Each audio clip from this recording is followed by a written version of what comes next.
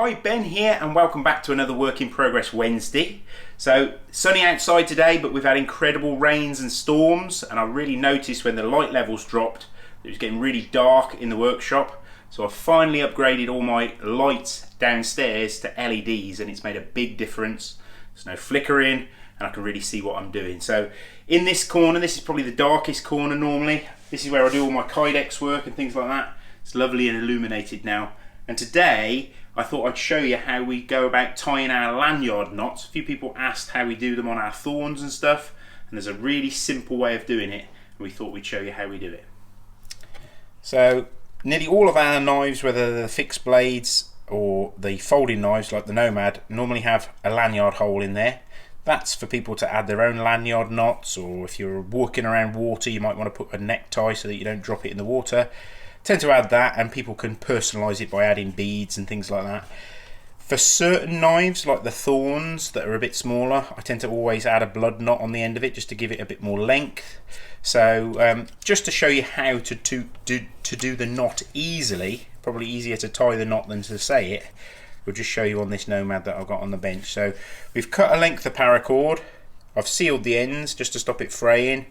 It makes it a little bit easier, even if it might not necessarily be the right length at this stage, that the ends don't get all frayed, especially when you're going to be passing it and tying knots and things like that. So normally what I do is I slide through probably about, about 10 centimeters of spare cord there. This is going to be the working end, and what I'm going to do is I'm going to come back up towards this shorter end here with the long tail. And this is where my little breakthrough comes through. So it was a real fiddle to actually try and slide the working end through the actual wrap that we're going to put on the knife. So the breakthrough is to get a paper drinking straw, cut it to about 2 inches long, and then you can lay that in the gap basically between those two bits of string. And then when we start to wind it round, we're actually going to wind over that working end, and we're going to wrap it round the drinking straw like so. Keep going until you've got about 4 or 5 wraps, and then you take this end and you slide it into the drinking straw. And basically what you can do then is, as you pull the drinking straw out, it's pulled the end of your cord underneath all those turns of paracord. If you don't have a straw there and you've got very sort of fat thumbs like me, you'll have a real game. The end of the string will get caught and you'll spend hours trying to get it to work. So just doing it like that with a little simple drinking straw means that you can get it through really easily, and then you can cinch that down to the actual end of the knife, and then you've got this nice sort of blood knot on the end of it. And like I say, on the thorns and things like that, that just gives a little bit of extra grip and a little bit of extra length to the knife. And on other knives like our camp crafts and our sort of craftsman knives, when they've got a very rounded butt to the knife, it actually helps you get that knife out of the sheath as well.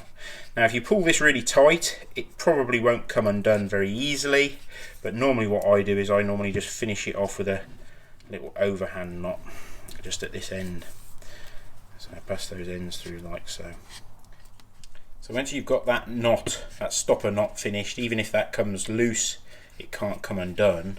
But at this stage you can trim off these ends to whatever length you want. Now you can cut it with a pair of scissors, but obviously you'll get very frayed ends. So what I tend to use is I've got this little soldering iron, this variable heat settings, and I actually use that just to cut those ends of the string, and it works kind of well really. It doesn't get too hot, and it means I can trim those ends to the right length. And then normally what I do is I just get my little lighter and just smooth those over.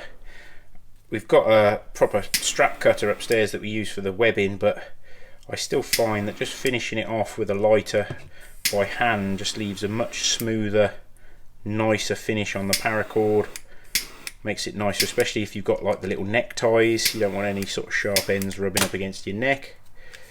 And there you go. That's a very easy, simple way of doing those little blood knots on the ends of your knives. If you want to add a little bead in there, you could. And it's just adding that simple little straw makes all the difference in the world really. So yeah, this just needs the paracord add-in for the necktie, and then this little Nomad just needs a quick sharpen up and it'll be ready to go. So that's that little Nomad all finished off, and like I say, we don't normally add that little lanyard knot to the Nomads, but maybe it's a nice little addition. Gives it a little bit of extra length and certainly makes it easier to get it out of a normal belt sheath as well. So a few people had emailed and said that they'd taken their cord off their thorns and didn't know how to put it back on, so obviously you'll be able to follow that video to actually replace the string on your thorn if you've taken it off. So thanks for watching. Hopefully we'll see you next week. We've had lots of busy things happening over the last few weeks, but we're going to be back in the workshop getting some dedicated videos for the channel. So remember to subscribe and hit the little bell icon so you get notified when the latest videos come out as well. So thanks again, and we'll see you next week.